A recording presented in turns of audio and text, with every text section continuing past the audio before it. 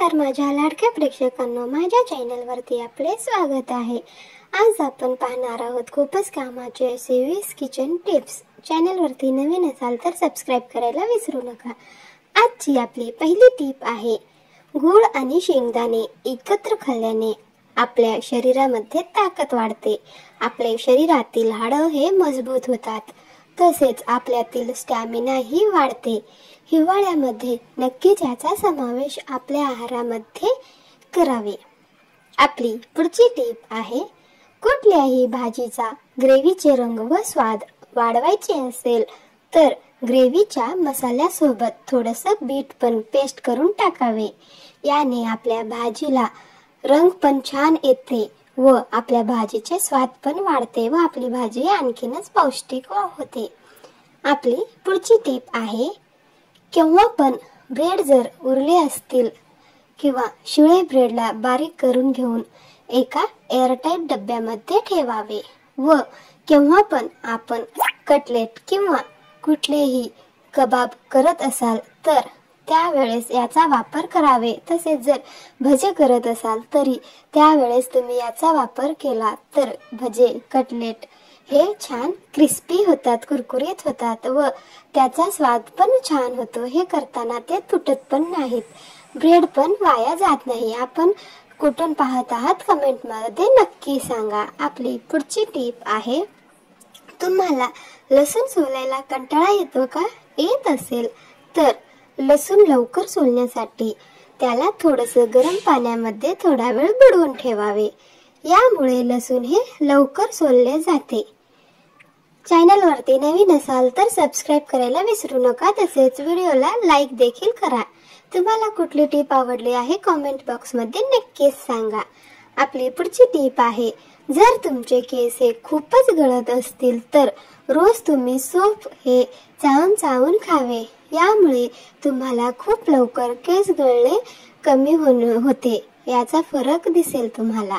आपली पुढची टिप आहे, जर तुम्हाला हाय ब्लड प्रेशरचा प्रॉब्लेम असेल तर तुम्ही बीटचे सॅलड करून खावे, नाहीतरी बीटचे ज्यूस प्यावे। यामुळे ब्लड प्रेशर हे छान नियंत्रित राहते, आपले ब्लड प्रेशर हे वाढत नाही। आपली पुढची टिप आहे, रताळ्यामध्ये खूप प्रमाणात आयर्न उपलब्ध असते, त्यामुळे कोणाला रक्ताची कमतरता आहे त्यांनी नक्कीच आपल्या आहारामध्ये रताळ्यांचा अवश्य समावेश करावे। आपली पुढची टिप आहे, जर तुम्हाला दात खुजली झाली असेल तर त्यावरती कच्च्या पपईचे रस लावावे। यामुळे तुम्हाला थोड्याच दिवसात दात खुजली यामध्ये कमी होईल, आपली खाज हे कमी होईल। आपली पुढची टिप आहे, जर हिवाळ्यामध्ये म्हणा किंवा इतर कोणत्याही वेळेस तुमच्या घशामध्ये खवखव असेल किंवा तुमचा कफ वाढले असेल तर तुम्ही तुळस आणि अद्रक घालून त्याचा काढा करून प्यावे। यामुळे घशातील खवखव किंवा बलगम हे कमी होतो, यामध्ये तुम्हाला आराम मिळेल। आपली पुढची टिप आहे, जर तुम्ही तुमच्या सडपातळ शरीराला परेशान असाल, म्हणजेच तुम्हाला वजन वाढवायचे असेल तर 1 ग्लास मध्ये दूध घ्यावे व त्यामध्ये वाळलेले 4-5 अंजीर टाकावे व ते छान प्रकारे शिजवून घ्यावे व नंतर ते दूध प्यावे। त्यामुळे तुमचे वजन वाढण्यास मदत होते, तसेच रक्तही वाढते। आपली पुढची टिप आहे, जर तुमचे पोट वाढले असेल तर मोठ्या इलायची म्हणजे जंगली इलायची जे मसाल्यामध्ये असते ते 4-5 घ्यावे व पाण्यामध्ये छान उकळून घ्यावे व ते पाणी प्यावे। यामुळे आपले वाढलेले पोट हे कमी होते। पुढची टिप आहे, घरी जर मुंग्याचे प्रमाण वाढले असेल तर मुंग्या हे कुठून येत आहेत त्या ठिकाणी कपडे धुवायचा साबण लावावे। यामुळे जे काही मुंग्या आहेत ते पळून जातात, मुंग्या हे कमी होतात, करून नक्की बघा। आपली पुढची टिप आहे, कारल्याची भाजी कडू लागते म्हणून बहुतेक जण खाण्याचे टाळतात। कारल्याची भाजी हे शरीराला खूपच फायदेशीर असते, तर कारल्याची भाजी करीत असताना त्याच्या चकत्या हे थोडा वेळ मिठाच्या पाण्यामध्ये बुडवून ठेवावे।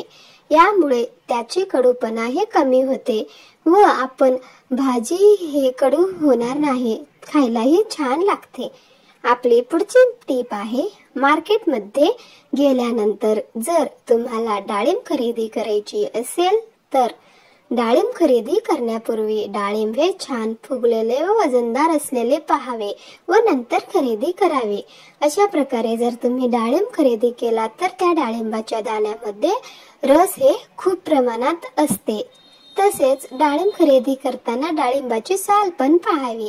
डाळिंबाची साल ही पातळ असेल तर ते डाळिंब खरेदी करावे, जाड साल असलेले डाळिंब खरेदी करू नये। आपली पुढची टीप आहे, अक्रोड हे आपल्या शरीरासाठी फारच फायदेमंद आहे। रोज रात्री अक्रोड व बदाम भिजत घालून ठेवावे व सकाळी उठल्यानंतर रिकाम्या पोटी हे भिजून ठेवलेले बदाम अक्रोड खाल्ल्याने आपले जे सांधे आहेत ते मजबूत होतात, सांधेदुखीही कमी होते व आपल्या हाडांना पण ताकद मिळते 40 नंतर। अशा प्रकारे तुम्ही बदाम नक्कीच खावा। आपली पुढची टीप आहे, गाजराच्या रसामध्ये थोडंसं मध मिसळून प्यायल्याने मूळ व्याधासारख्या आजारामध्ये आराम मिळतो, कारण गाजर हे पचायला हलके असते। आपली पुढची टीप आहे, सकस आणि पौष्टिकतेने परिपूर्ण नाश्ता केल्याने फक्त वजन नियंत्रित राहत नाही तर आपल्या शरीराला इतर आरोग्यदायी फायदेही मिळतात। त्यामुळे आपण कधीही नाश्ता हे स्किप करू नये, नेहमी नाश्ता हे करावेच। आपली पुढची टीप आहे, हेल्दी नाश्ता रक्तातील साखरेची पातळी ही सम राखण्यास मदत करते, ज्यामुळे अचानक भूक किंवा जास्त खाणे आपण टाळत असतो, यामुळे आपले वजन ही नियंत्रणात राहते। आपली पुढची टीप आहे, थंडीमध्ये जर चेहऱ्यावरती आणि स्किनवरती ओपन पोर्स आणखी जास्त वाढत असतील तर ते कमी व्हावेत, यासाठी फेस वॉश केल्यानंतर लगेचच टोनर अप्लाय करा। टोनर म्हणून तुम्ही गुलाबजलचाही वापर करू शकता। टोनर हे आपल्या त्वचा अगदी सॉफ्ट करते। आपली पुढची टीप आहे, जर तुमची त्वचा फार जास्त कोरडी झाली असेल तर त्यावेळी त्यातील मॉइश्चर टिकून ठेवण्यासाठी स्टीम घ्या। स्टीम घेतल्याने स्किन हे मुलायम होते, त्यासह तुमच्या त्वचेवरील जी काही डेड स्किन आहे म्हणजेच मृत पेशी आहेत ते सुद्धा निघून जातात। तर मैत्रिणींनो, तुम्हाला हा व्हिडिओ जर थोडासाही आवडला असेल तर कृपया व्हिडिओला लाईक करायला विसरू नका, सोबतच तुमच्या मित्रपरिवारासोबत शेअर देखील करू शकता।